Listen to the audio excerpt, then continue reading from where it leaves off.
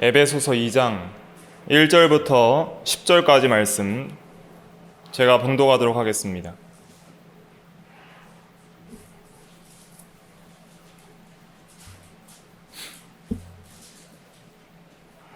2장 1절. 그는 허물과 죄로 죽었던 너희를 살리셨도다. 그때 너희는 그 가운데서 행하여 이 세상 풍조를 따르고 공중의 권세 잡은 자를 따랐으니 곧 지금 불순종의 아들들 가운데서 역사하는 영이라.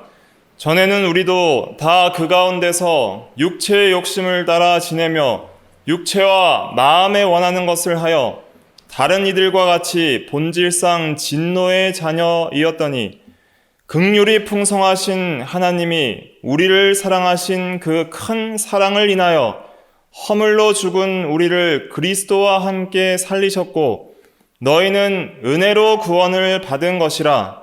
또 함께 일으키사 그리스도 예수 안에서 함께 하늘에 앉히시니 이는 그리스도 예수 안에서 우리에게 자비하심으로써 그 은혜의 지극히 풍성함을 오는 여러 세대에 나타내려 하심이라.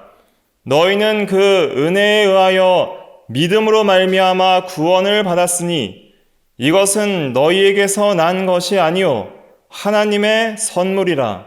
행위에서 난 것이 아니니 이는 누구든지 자랑하지 못하게 함이라. 우리는 그가 만드신 바라 그리스도 예수 안에서 선한 일을 위하여 지으심을 받은 자니 이 일은 하나님이 전에 예비하사 우리로 그 가운데서 행하게 하려 하심이니라. 아멘. 요절은 8절 말씀입니다. 8절 말씀 다 같이 한번 읽어보겠습니다. 시작. 너희는 그 은혜를 위하여 믿음으로 말미암아 구원을 받았으니 이것은 너희에게서 난 것이 아니요 하나님의 선물이라. 아멘. 이 시간 하나님의 말씀의 제목은 하나님의 은혜입니다. 하나님의 은혜라는 제목으로 하나님의 말씀을 증거하겠습니다. 하나님을 아는 지식 14번째 시간으로서 오늘은 하나님의 속성 중에 하나님의 은혜의 속성에 대해서 말씀을 증거하겠습니다. 은혜라는 것은 무엇일까요? 은혜는 선물이라는 의미가 있습니다. 그래서 8절에도 하나님의 선물이라 그랬습니다. 선물이라는 것은 값을 받고 주는 것이 아니라 선물 주는 자의 자유에 따라서 자기가 원해서 기뻐해서 자원해서 사랑해서 아무런 받을 이유도 없고 받을 자격도 없고 아무런 조건도 없이 그냥 주는 사람이 원해서 주는 것이 선물입니다. 하나님의 은혜라는 것은 바로 그런 의미가 있습니다. 모든 죄인에게 마땅히 하나님이 주셔야 될 것은 진노밖에 없어요. 심판밖에 없습니다. 그런데 받을 아무런 공로나 행위나 아무런 조건도 없는 모든 죄인들에게 하나님의 선하심과 긍휼하심과 사랑을 따라서 하나님이 주시는 선하심이 있는데 그 선하심을 가리켜서 은혜라 그러는 거예요. 거저 받았다. 선물로 아무런 받을 만한 공로가 없는 그런 죄인이 거저 받았다 할 때에 우리는 은혜 받았다. 이렇게 표현을 하는 것입니다. 그래서 성경에서 말하는 이 은혜라는 것은 받기에 합당하지 않은 자들이 거저 선물로 받은 하나님의 선하심을 가리키는 거예요. 하나님의 모든 좋은 것들. 근데 이 은혜를 우리는 개혁파 신앙에서는 두 가지로 나누어야 됩니다. 일반 은혜와 특별 은혜가 있어요. 일반 은혜는 모든 사람들에게 공통적으로 준다는 의미에서 일반 은혜입니다. 택자나 불택자나 성도나 불신자나 똑같이 받는 은혜가 있는데 그것을 일반 은혜라고 하고, 그 다음에 택한 자, 성도에게만 주시는 특별한 은혜가 있는데 그것을 특별 은혜라고 합니다. 특별 은혜는 다른 말로는 구원의 은혜라고 하는 것입니다. 그래서 우리가 구원받았다. 오늘 2장 8절에도 너희가 믿음으로 말미암아 구원을 받았으니, 근데 은혜에 의하여 믿음으로 말미암아 구원을 받았으니 할 때 이 구원이 뭐예요? 은혜예요. 구원받을 자격이 있어요, 없어요? 없어요. 그런데 거저 주셨기 때문에 이것은 놀라운 은혜고 특별한 은혜고 특별한 하나님의 선물입니다. 그런데 오늘날 많은 사람들이 은혜하면은 별로 감동이 없어요. 눈물도 없고 은혜에 사무치는 감정도 없습니다. 왜 그럴까요?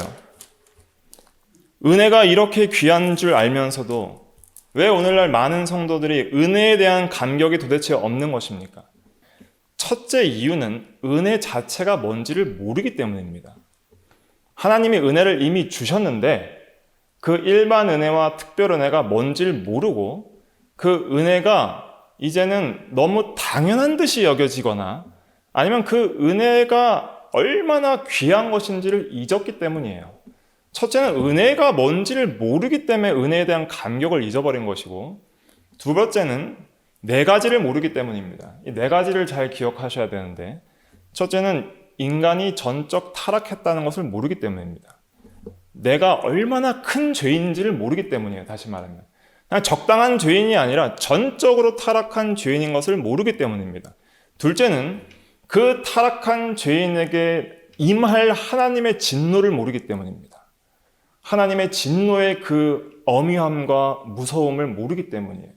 셋째는 그 타락한 죄인이 구원받을 능력이 자기에겐 전혀 없다는 것을 모르기 때문입니다. 그것을 전적 무능력이라 그래요. 전적 타락한 죄인이 하나님의 심판을 받아야 되는데 그 심판을 피할 능력이 내 안에 아무것도 없는 거예요. 그게 전적 무능력이에요. 그걸 모르기 때문이고, 그 다음에 하나님의 주권적 자유를 모르기 때문입니다. 이 말씀이 조금 어려울 수 있는데, 그 말씀은 어떤 의미냐면 하나님은 굳이 죄인들에게 은혜를 줄 의무가 없다는 뜻입니다. 하나님은 온전히 자유로우신 분이에요. 주권이 있으셔요. 그렇기 때문에 굳이 죄인들을 구원하실 하등의 이유가 없어요. 아담이 선악과를 따먹는 즉시 정령 죽으리라고 명령했던 말씀대로 온 인류를 멸망시키셔도 되는 하나님입니다. 그 주권적 자유를 우리가 이해한다면, 어떤 사람들은 하나님이 당연히 우리에게 은혜를 주셔야 돼 라고 생각하는 사람들의 그런 생각들을 배격하는 거예요. 하나님은 우리에게 은혜를 주셔야 할 의무가 있어요, 없어요? 없어요. 예를 들면 이런 거죠. 우리가 오늘 저녁에 닭도리탕을 해먹기로 했습니다. 닭을 잡아야 되는데 10마리가 있는데 누구는 잡고 누구는 안 잡아요. 잡혀가는 애는 왜 쟤는 안 잡고 저만 잡으세요? 그렇게 얘기를 하겠죠. 근데 그 자유는 누구한테 있어요? 닭 잡는 주인에게 있는 거예요. 닭과 인간은 하나님의 형상대로 창조한 인간과 그냥 피조물이라는 그 엄청난 그 존엄성에 대한 그 간극이 있기 때문에 닭은 자기가 잡혀먹는 거에 대해서 불만을 달 수가 없습니다. 하물며 하나님, 창조주이신 하나님과 피조물의 관계에 있어서는 하나님께서 사실은 은혜를 안 주셔도 아무런 피조물들이 왜 은혜를 안 주십니까? 라고 따질 수 있는 근거가 없어요. 그런데 하나님이 그런 은혜를 주실 이유가 없는데도 하나님이 자신의 선하심 때문에, 하나님 자체가 사랑이시고 하나님 자체가 선이시기 때문에 그 하나님의 성품에서 나오는 기쁘신 뜻대로 따라서 자신이 원하시기 때문에 긍휼히 여길 자를 긍휼히 여기고 은혜 줄 자를 은혜 주는 것입니다. 그걸 이해한다면은 내가 받은 은혜가 얼마나 귀한 것인 것을 깨달을 수가 있는 거예요. 전적으로 타락했다는 것은 우리 안에 하나님의 선의 기준으로 봤을 때 우리 안에 하나님 보시기에 선한 것이 하나도 없다는 뜻입니다. 그러니까 전적 타락과 전적 무능력에 대해서는 제가 2차례 걸쳐서 이미 설교를 했습니다. 유튜브에 보시면 있으니까 혹시 참고하실 분은 참고하시면 도움이 됩니다. 전적 타락이라는 것은 제가 다시 말씀을 드리면 우리 인간 안에 전 본성, 그러니까 영역을 말하는 거예요. 범위를 말하는 거예요. 인간 안에 전범위적 타락을 가리키는 거예요. 그래서 범위적으로 전 마음이, 전 본성이 타락했다, 이런 뜻입니다.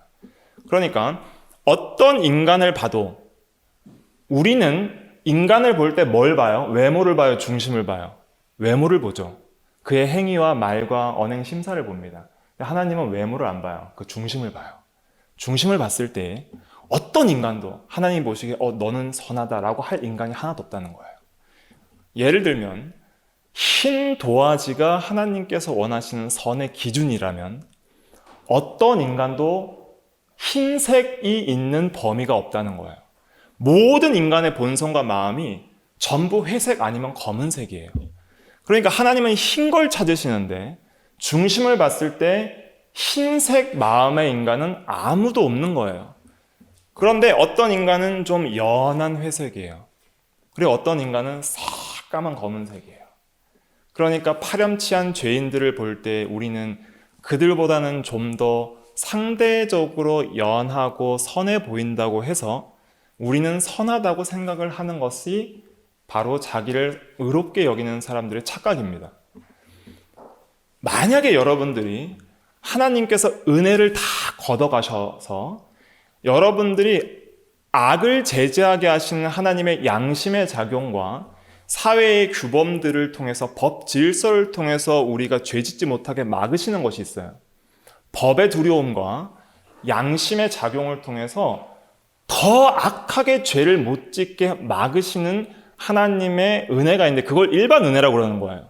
그러니까 우리가 이 유아를 죽이고 살인, 강간을 일으키는 그런 악랄한 사람들을 보면서 저 사람은 어떻게 저렇게 악할 수 있냐면서 욕은 하지만은 우리는 전혀 그럴 것 같지 않지만 그런데 사실은 그렇지 않은 게 전적으로 타락했다는 것은 하나님께서 양심도 무디게 하시고 법과 사회와 도덕 질서를 파괴해버리시면 모든 인간은 자기의 악랄한 본성을 마음껏 표출하게 됩니다. 그것이 여러 공산당 혁명이나 전쟁사에서 나오는 모든 사람들의 악행과 그런 잔인무도한 행위들을 보면 알 수 있는 거예요. 전쟁이 일어나거나 사회 질서가 완전히 망가지고 무정부 상태가 되면 모든 사람들이 죄를 지어도 어떤 제지를 받지 않으면 자신 안에 있는 그 전적으로 부패한 마음이 마음껏 표출되기 시작합니다. 여러분들의 마음속을 잘 들여다봐도 여러분들의 마음을 누구에게 다 보여줘야 한다면은 보여주기 싫은 부끄러운 것들이 속에 많이 있잖아요. 마음의 생각과 감정과 의도들이 많이 있잖아요. 누구에게도 보여주기 싫은 그런 죄성들이 내 속에서만 나만 아는 그런 것들이 있습니다. 근데 다른 사람들은 그런 걸 못 보는 거죠. 근데 하나님은 그걸 다 보시는 거예요. 그렇기 때문에 우리는 하나님 앞에서 전적으로 타락한 존재로 태어나기 때문에 하나님이 보시기에 아무런 선을 내세울 것이 없다는 점에서 우리는 그만큼 죄인인 것을 알아야 됩니다. 그것을 에베소서에서 뭐라고 지적을 하고 있냐면 죽었다라고 하는 거예요. 죽었다. 2장 1절부터 3절까지 말씀 같이 한번 읽어보겠습니다. 2장 1절부터 3절까지 시작. 그는 허물과 죄로 죽었던 너희를 살리셨도다. 그때 너희는 그 가운데서 행하여 이 세상 풍조를 따르고 공중의 권세 잡은 자를 따랐으니 곧 지금 불순종의 아들들 가운데서 역사하는 영이라. 전에는 우리도 다 그 가운데서 우리 육체의 욕심을 따라 지내며 육체와 마음이 원하는 것을 하여 다른 이들과 같이 본질상 진노의 자녀이었더니. 아멘. 죽었다라는 것은 무슨 뜻이냐면 육체는 살고 있지만 영적으로 하나님을 향해서는 죽었다, 이런 말입니다. 하나님을 향해서 죽었다는 말은 하나님을 모르고 하나님을 사랑하지 않고 하나님의 앞에 어떤 선도 행하지 않는 의지적으로 하나님을 대적하고 불순종하는 상태를 가리켜서 영적으로 죽었다. 이것이 전적 타락의 의미입니다. 그랬을 때 우리는 육체의 욕심과 육체와 마음이 원하는 것을 하여 우리에게 내려질 유일한 하나님의 뜻은 뭐냐면 본질상 진노의 자녀. 우리는 하나님의 진노의 심판밖에는 받을 것이 없는 사람들이었어요. 이 심판에 대해서도 사람들이 두려워하지 않습니다. 그래서 은혜를 모르는 거예요. 하나님은 의로우신 분입니다. 의로우신 분은 죄인을 그냥 용납할 수가 없어요. 우리가 재판에서도 죄인이 합당한 형량을 받지 못하고 가볍게 받으면 막 화를 내잖아요. 댓글에 욕이 달리고 그럽니다. 하물며 죄를 지은 죄인을 하나님이 그냥 눈 감는 것은 하나님이 의롭지 않다는 증거입니다. 하나님은 의로우시기 때문에 반드시 죄인에 대해서 합당한 진노와 심판을 내리십니다. 이 세상에서도 우리가 매일매일 아직 죽지 않고 살아있는 것은 하나님의 은혜예요. 아담이 선악과를 따먹었을 때 하나님께서 먹는 날에는 정령 반드시 죽으리라 그랬어요. 그런데 따먹었을 때 왜 안 죽었어요? 영혼은 죽었죠. 영혼은 즉시 죽었어요. 영혼은 즉시 죽었기 때문에 하나님을 향해서 하나님을 모르는 존재가 됐고 하나님을 사랑하지 않는 존재가 됐고 그래서 하나님을 피해서 동산나무에서 숨어버린 거예요. 그런데 육신은 즉시 죽지 않았습니다. 왜 안 죽었을까요? 왜 육신이 즉시 안 죽고 일정 기간 살다가 900년 동안 살다가 자녀를 낳으면서 왜 죽지 않았죠? 그게 은혜예요. 이해되세요? 즉시 안 죽은 게 은혜라고요. 즉시 죽었으면 그는 지금 어디에 있어야 돼요? 지옥에 있어야 되는 거예요. 더 이상 예수 그리스도를 통한 약속과 구원과 천국에 대한 소망과 하나님의 자녀가 되는 소망 따위는 전혀 가질 수 없는 바로 지옥에 가야 되는 거예요. 그런데 하나님의 은혜라는 것은 뭐냐면 아담을 즉시 죽이지 않았어요. 그리고 아담에게 약속을 해줬어요. 너의 여자의 후손이 뱀의 후손의 머리를 밟으리라, 깨뜨리리라.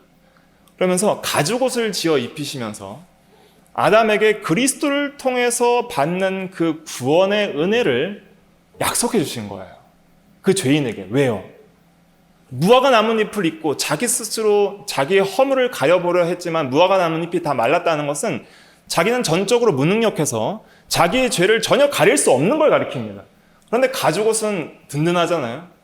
하나님이 동물을 죽여서 그 피로 우리의 죄를 가려주신 것처럼 앞으로 여자의 후손으로서 예수 그리스도를 통해서 올 메시아를 통해서 우리의 죄를 사해 주실 것을 약속해 주셨어요. 그래서 이 여자의 후손이라는 것이 굉장히 의미가 있습니다. 동정녀 마리아에게서 탄생할 것을 가리키는 거예요. 원래 이스라엘 족보는 남자가 남자를 낳고 남자가 남자를 낳잖아요. 그런데 여자가 남자를 낳는 사건인데 그것이 마리아를 통해서 예수님이 태어나는 겁니다. 그래서 여자의 후손이라 그런 거예요. 그런데 이 육체를 죽이지 않으시고 하나님께서 허락하신 은혜가 뭐냐면 자녀를 낳게 하신 거예요. 자녀를 계속 낳은 거예요. 그러면 하와 입장에서는 어떻게 생각했을까? 하와 입장에서는 가인을 낳았을 때 이 가인이 뭐라고 생각했을까요? 혹시 이가 구원자가 아닐까? 또 아들을 낳을 때마다 여자의 후손 중에서 구원자가 온다 그랬으니까 아들을 낳을 때마다 그 구원자가 아닐까 소망하는 가운데 죽은 거예요. 그러면서 많은 자녀를 낳고 생육하고 번성하게 하셨습니다. 그래서 하나님께서 즉시 아담과 하와를 죽이지 않으시고 많은 인류를 이 땅에 번성시키시면서 그들 가운데에 하나님께서 택자를 두시고 구원하시기로 하신 거예요. 그것이 은혜인 거예요. 그래서 우리가 이 세상에 살아가면서 일반적으로 택자와 불택자가 받는 일반적인 은혜가 있는데 그것은 우리의 일생 동안 일시적으로 육체의 생명을 유지하면서 살 수 있는 모든 것이 일반 은혜예요. 그래서 육체의 생명을 공급해 주시는 것 자체가 다 은혜예요. 우리 실핏줄 하나만 여기 모세혈관 터져도 바로 어떻게 돼요? 바로 쓰러지잖아요.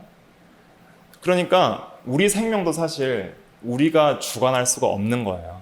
심장이 뛰고 자율신경이 움직이고 하는 것 주관할 수가 없어요. 그러면 농부가 벼농사를 졌어요. 그거 누가 짓게 하시는 거예요? 하나님이 생명이 나게 하시기 때문에 벼가 열매가 맺히지, 농사꾼의 능력으로 그 먹을 수 있는 실과를 맺히게 할 수가 없는 거예요. 그러니까 햇빛도 주시고 비도 주시고 우리가 오늘 하루 입을 옷도 주시고 먹을 것과 마실 것과 쉴 집을 주시고 생명이 유지될 수 있도록, 이 세상을 살아가면서 이 육체의 생명이 유지될 수 있도록 공급해 주시는 게 너무 많아요. 공기도 주시고, 공기가 숨 못 쉬면 어떻게 돼요? 숨 못 쉬는 사람 있죠. 평생 산소호흡기 끼고 살아야 되는 사람 있잖아요. 숨 못 쉬어도 죽는데, 이런 모든 숨 쉬고 움직일 수 있는 것, 그리고 이 사회와 가족을 주시고 정의와 제도와 법과 국가를 주시고 도덕과 윤리를 주시고 일할 수 있는 일터와 노동할 수 있는 힘과 여러 가지 기타 여러 가지 은혜들을 주셔서 육체가 살아갈 수 있게 하는 모든 것이 은혜예요. 그리고 더 죄를 짓지 않도록 살아갈 수 있게 하는 것도 은혜예요. 그런 은혜 가운데서 육체의 생명이 살아가다가 하나님께서 그런 일반 은혜 가운데 하나님께서 원하시는 자들을 부르시는 거예요. 너 하나님의 사람아 내게로 오라. 예수 그리스도를 믿으라. 그리하면 구원을 얻으리라.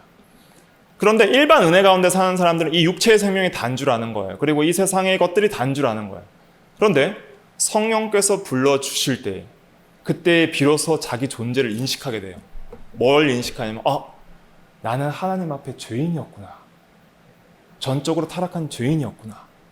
성령께서 영적인 눈을 뜨게 하시는 거예요. 내게 당할 유일한 것은 하나님의 진노고, 나는 하나님 앞에 스스로 구원받을 수 있는 어떤 행위도 없구나.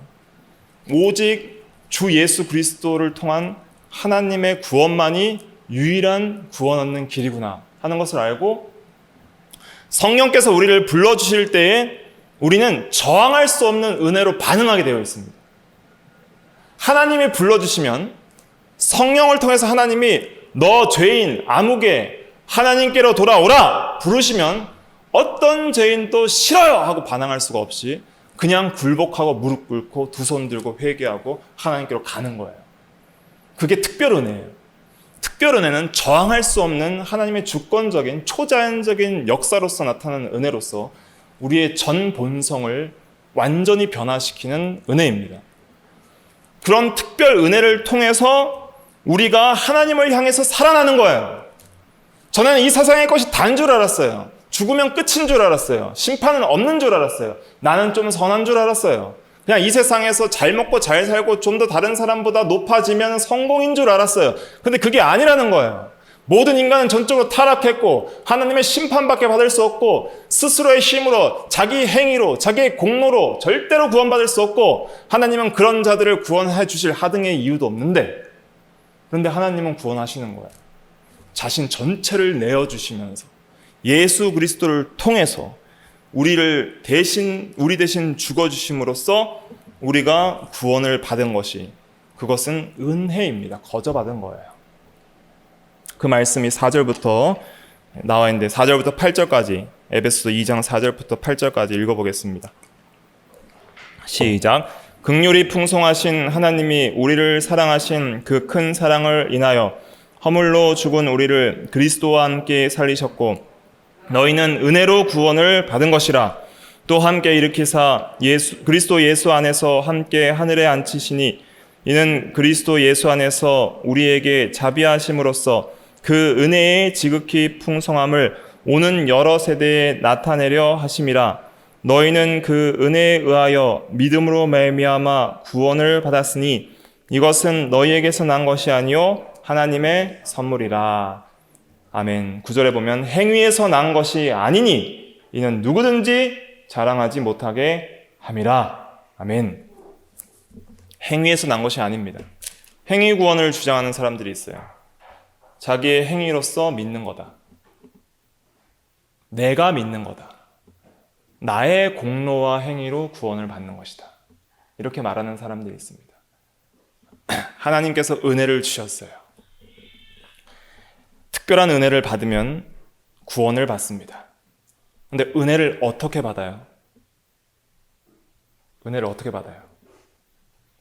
은혜는 누가 받아요? 은혜는 뭘로 받아요? 믿음으로 받는 겁니다. 믿음. 믿음이 은혜를 받는 수단이에요. 그러면 잘 생각해 보세요. 믿음은 나의 공로요, 나의 행위입니까? 아니면 하나님의 은혜입니까? 하나님의 은혜인 거예요. 그래서 에베소서 2장 8절에 뭐라고 했냐면 다시 한번 읽어볼게요. 에베소서 2장 8절 시작. 너희는 그 은혜에 의하여 믿음으로 말미암아 구원을 받았으니 이것은 너희에게서 난 것이 아니요 하나님의 선물이라. 아멘. 뭐가 선물이라는 거예요? 믿음도 선물이고 구원도 선물이라는 거예요. 이 구원은 특별 은혜, 구원의 은혜를 가리킨다 그랬죠? 그러니까 구원은 어차피 특별 은혜고 선물이고 믿음으로 말미암아 했는데 이 믿음도 하나님의 선물이에요. 선물. 그러니까 주 예수 그리스도를 믿으라 라고 명령하시잖아요. 믿으라 라고 명령하시는데 그 말씀이 명령할 때 내가 아멘 주여 믿습니다 라고 반응하는 거는 그 믿음이 일어나는 거는 누가 주는 거예요? 하나님이 주시는 거예요. 하나님이. 믿으라고 했는데 그럼 내가 믿는 게 아닙니까? 라고 하는 사람들이 있는데 그게 아니에요. 성경에 분명히 나와 있잖아요. 믿음은 하나님의 선물이라. 성령께서 믿음을 우리에게 일으키시는 거예요. 그래서 이 믿음은 은혜를 받는 내적 수단입니다. 내 안에 있다고 해서 내적 수단이에요. 그리고 우리가 소유리문답이나 이런 걸 통해서 배울 때 은혜의 수단이라고 일컫는 통상 외적 수단이 있는데 그게 뭐예요? 말씀, 성례, 기도예요. 그러니까 하나님은 말씀을 통해서 믿음을 일으키세요. 말씀이 선포될 때에 또 내가 말씀을 읽거나 들을 때에 내 안에서 성령이 역사하시면 성령이 내게 믿음을 주시면 그 말씀을 그대로 믿고 그 말씀을 믿을 때 뭘 받냐면 구원의 은혜를 받아요. 그래서 내 영혼이 살아나는 거예요. 이거는 신비고 초자연적인 역사이고 하나님의 영의 역사입니다. 그렇기 때문에 이것은 받은 자만이 알 수 있는 은혜예요. 그런데 그렇기 때문에 믿음을 나의 공로라고 하면 돼요? 안 돼요? 안 되는 거예요. 믿음이라는 단어 자체가 뭘 인정하지 않냐면 공로를 인정하지 않습니다. 믿음이라는 건 뭐냐면 나와 나의 행위와 나의 의를 의지하지 않겠다는 표현이에요. 믿음이라는 거는 나를 믿는다는 뜻이 아니라 나를 구원해 주신 그 분, 예수 그리스도와 그리스도를 통해서 나타나는 하나님의 삼위일체 하나님의 모든 은혜를 전적으로 의지한다는 거예요. 믿음이라는 것은 참된 믿음은 두 가지로 이루어지는데 참된 지식과 굳은 신뢰로 이루어집니다. 그러니까 지식이 명확해야 돼요. 대상이 명확해야 된다 이 말이에요. 내가 부처나 석가모니나 알라를 믿으면서 굳은 신뢰를 가지면 그것은 죽은 믿음이죠. 사탄을 숭배하면서 굳은 신뢰를 가지면 그건 죽은 믿음이죠. 참된 지식으로 유일하신 참 하나님과 삼위일체 하나님을 바로 알고 믿으면 그것이 참된 지식이고 참된 믿음인데 그 참된 지식, 대상을 분명히 하는 가운데 믿음은 근본적으로 뭐냐면 굳은 신뢰.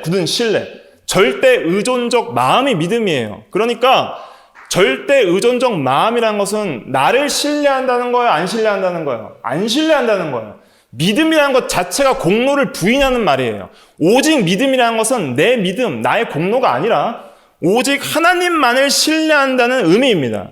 그래서 은혜를 받은 자의 그 특징은 뭐냐면 하나님에 대한 절대 의존적 믿음이 생기는 거예요. 이 굉장히 중요한 것입니다. 나를 전혀 의지하지 않게 돼요.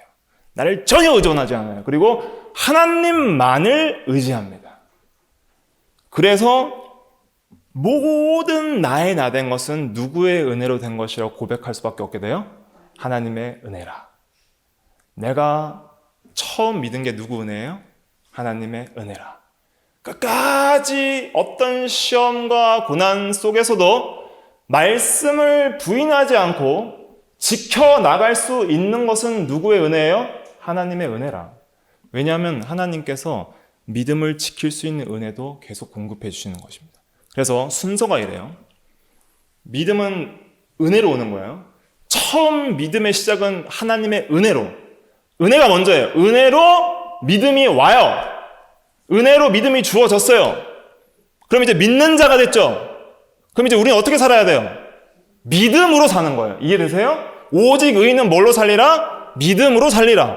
날마다 믿음으로 하나님만을 의지하면 그 의지하는 믿음을 통해서 하나님이 또 뭘 줘요? 은혜를 주는 거예요. 은혜로 믿음이 왔는데 믿음으로 사니까 또 은혜가 오는 거예요. 은혜가 오니까 또 믿음으로 사는 거예요. 믿음으로 사니까 또 은혜가 뭐예요? 오는 거예요. 은혜가 오니까 또 믿음으로 사는 거예요. 그게 오직 의인은 믿음으로 말미암아 살리라는 뜻입니다. 우리는 평생 믿음으로 살아야 됩니다. 한 번 믿고 끝이 아니에요. 예수 한 번 믿으면 영원 구원 끝! 이게 아니에요. 잘못 생각하는 사람들이 있는데 한 번 받은 구원은 영원한 구원이고 칼빈주의 5대 교리 중에 성도의 견인을 믿는 사람들이 어차피 구원은 따놓은 것이니까 마음대로 살려고 하는, 은혜 없이 살려고 하는 사람들이 있는데 그것은 진짜 은혜를 받지 못한 증거가 그렇게 나타나는 겁니다. 진짜 은혜를 받으면 내가 하나님만을 절대 의존하면서 살 수밖에 없어요. 절대 의지하면서 사는 참된 믿음을 가지고 사는 사람의 특징이 뭔 줄 아세요? 순종으로 나타나요. 열매로 나타나요. 반드시 순종합니다. 확실히 믿기 때문에 하나님의 말씀을 절대 거부할 수 없어요. 저항할 수 없이 순종하게 돼요. 또 참된 믿음을 가진 사람의 특징은 뭐냐면 사랑이 나타납니다. 믿음, 사랑. 하나님에 대한 사랑과 이웃에 대한 사랑으로 열매가 나타나요. 참된 믿음을 가진 사람의 특징은 소망이 있습니다. 어떤 상황 가운데서 절대 절망하지 않아요. 하늘의 소망과 부활의 소망과 내세의 소망과 하나님을 향한 소망이 있어요. 그래서 너희들은 이 세상의 재물의 소망을 두지 말고 살아계신 하나님께 소망을 두라 라고 디모데전서 4장과 6장에 말을 한 것입니다. 그래서 반드시 은혜 받은 자는 참된 믿음으로써 그 열매를 나타내게 되어 있어요. 그 열매 중에 하나가 선한 행실이에요. 그 말씀이 10절에 있습니다. 에베소서 2장 10절 같이 읽어볼게요. 에베소서 2장 10절 시작. 우리는 그가 만드신 바라 그리스도 예수 안에서 선한 일을 위하여 지으심을 받은 자니 이 일은 하나님이 전에 예비하사 우리로 그 가운데서 행하게 하려 하심이니라. 아멘. 지으셨다는 것은 육체뿐만 아니라 우리의 영혼의 창조자가 되셨다는 거예요. 너희는 그리스도 안에 있은즉 새로운 피조물이에요. 전에 없던 영적 생명을 창조해 주셨다는 거예요. 하나님을 향해서 새롭게 창조된 새로운 피조물로서 지어진 새 사람이 되었다는 것입니다. 그 사람이 되게 하신 이유는 선한 일을 위하여 나의 모든 평생에 나의 삶을 통하여 하나님의 은혜의 영광을 찬송하기 위하여 그렇게 은혜를 주신 거예요. 하나님의 은혜를 왜 주셨을까요? 하나님의 은혜를 찬송하게 하기 위하여 주셨습니다. 그 말씀은 에베소서 1장의 3절에 나와 있습니다.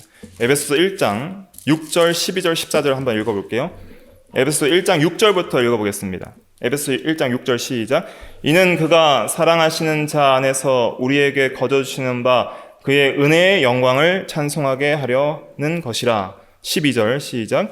이는 우리가 그리스도 안에서 전부터 바라던 그의 영광의 찬송이 되게 하려 하심이라. 14절 시작.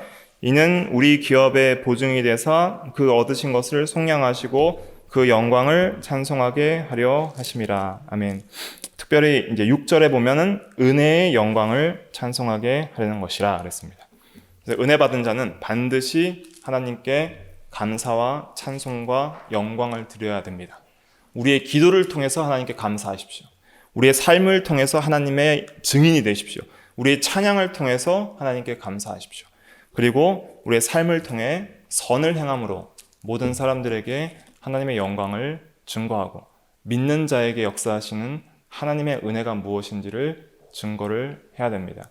오늘 말씀을 통해서 마무리하면서 우리가 깨달아야 될 것은 무엇이냐면 오늘날 은혜에 대한 감격이 사라졌다고 그랬습니다. 감격이 사라진 이유는 은혜 자체를 모르기 때문이에요. 일반 은혜와 특별 은혜를 모르기 때문이에요. 그래서 일반 은혜를 아는 사람은 오늘 하루 살아가게끔 공급해 주시는 모든 게 하나님의 선물이고 은혜이기 때문에 사소한 모든 것을 감사할 수 있습니다. 그리고 특별 은혜 안에 있는 사람은 육체가 죽어도 감사할 수 있는 거예요. 또 우리는 네 가지를 모르기 때문에 은혜의 감격이 사라졌다고 그랬습니다. 첫째가 뭐예요? 전적 타락. 둘째는 하나님의 심판. 셋째는 전적 무능력. 넷째는 하나님의 주권적 자유. 이걸 모르기 때문에 은혜가 사라졌다고 그랬습니다. 그리고 은혜를 받는 수단은 뭐예요? 믿음인데 믿음은 누가 주시는 거예요? 하나님의 은혜로 주시는 거예요. 은혜로 믿음이 왔는데 이제는 우리가 어떻게 살아야 돼요? 믿음으로 살아야 돼요. 날마다 믿음으로 은혜를 받아야 됩니다. 그 은혜는 받은 자만이 알 수 있어요. 은혜 받았다 할 때 고백하는 게 뭐예요? 절망 가운데 있는 사람이 소망이 생기는 거예요. 미워하던 사람이 사랑이 생기는 거예요. 절대 이길 수 없던 죄를 미워하고 죄를 이길 수 있는 능력이 오는 거예요. 소망이 없던 사람이 소망이 생기는 거예요. 아무런 살아갈 이유와 목적이 없던 사람이 살아갈 이유와 목적이 생기는 거예요.